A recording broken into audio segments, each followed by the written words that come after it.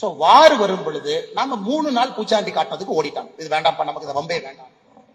ஏன்னா நாம டே 1லயே தெளிவா சொல்லிட்டோம். மே 7ஆம் தேதி காலையிலேயே சொல்லிட்டோம், டே உன் நாட்டை பிடிக்கிறதுக்காக நான் சண்டை போடல, உன் நாட்டை பிடிக்கிறத நோக்கம் என்ன.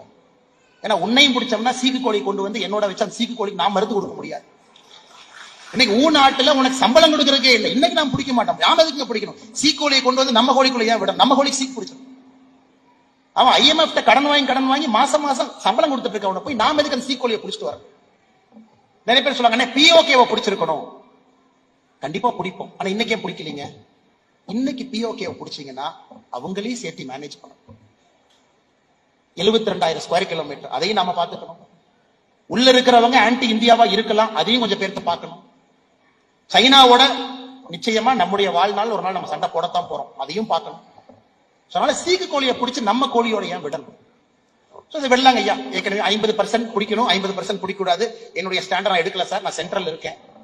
நாம தயார்படுத்தும். 8 ஆண்டுகளாக மனோகர் பரிக்கர் வரிசையா ஒரு மனிதனும் we prepared ourselves.